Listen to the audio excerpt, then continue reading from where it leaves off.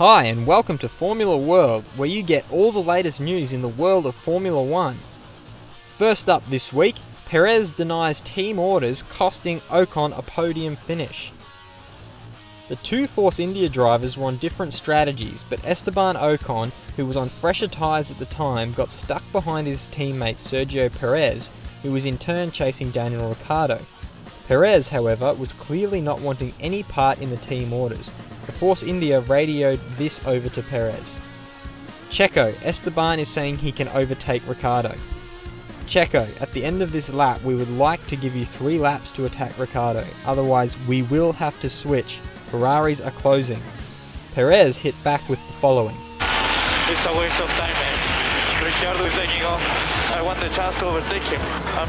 Let us race, man. Please.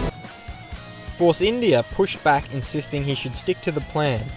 Checo, the plan is we want to attack before the Ferraris arrive behind us, so we are on that plan. If we switch and Ocon couldn't get past, we would switch back. Perez responded with, Ricciardo, I want the chance to go into the lapped cars. Just leave me alone now. Give me a chance. We will pick up some traffic. There will be an opportunity.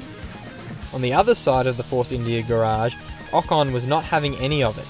This is not fair, guys. You cannot do that. This is not fair racing at all. After the race, Ocon still believes he should have been given an opportunity to make it past Ricciardo. It was a great race, just a shame I didn't get the chance to pass Ricciardo. I think I had the pace by far to do it, so the podium was possible for me today.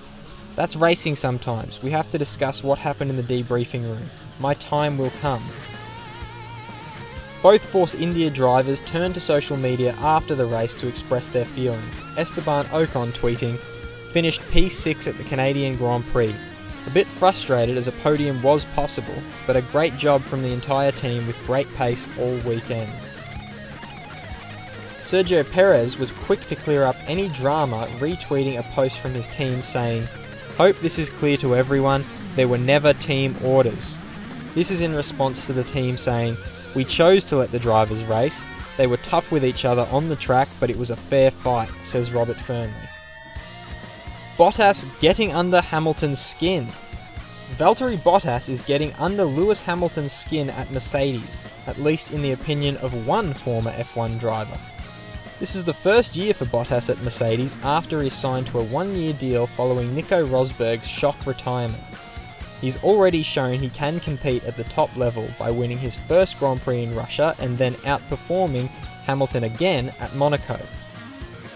Former F1 driver turned FIA steward Mika Salo believes fellow Finnish countryman Valtteri Bottas is getting under Hamilton's skin at Mercedes. Valtteri is driving really well at the moment. He is scoring points and starting to get under Lewis Hamilton's skin, but he is doing exactly as I expected him to do. He will certainly be able to pick up a few more wins this season. Mercedes worked 24/7 for 10 days after Monaco to set up for Canada. After a relatively terrible weekend in Monaco, with Hamilton being knocked out in Q2 and Bottas failing to finish on the podium, Mercedes got to work figuring out where they went wrong, and that meant working all day and night for 10 straight days until they finally made the breakthrough that allowed a complete turnaround at Canada. Team boss Toto Wolff had this to say. After Monaco, we pretty quickly understood why the Sunday was like it was, really bad. But we needed to come back and understand what happened on Friday and Saturday. So a group of engineers came together in order to calmly assess what happened, and any time of the day or night when you were in the factory, there were lights on and people were working with the simulator. It ran 24/7 for 10 days in a row, and nobody took a day off in that group. There are no silver bullets in this sport. It is about analysing the data and making conclusions. So we looked at all areas. It was aero, it was mechanical balance, it was setup work, it was the tyres themselves, and the way the drivers drove the car. When asked if he felt Canada provided a breakthrough for the team, he said, I never feel that. Monaco looked pretty grim, but we didn't dive into depression. Montreal looks pretty great, but I wouldn't say now the problems are solved. Certainly, we have understood it much better, with another set of valuable data points, but now we have to move to Baku. Hamilton explains thumbs up to Stroll. Lewis Hamilton has given his explanation as to why he gave Williams driver Lance Stroll a thumbs up when lapping him.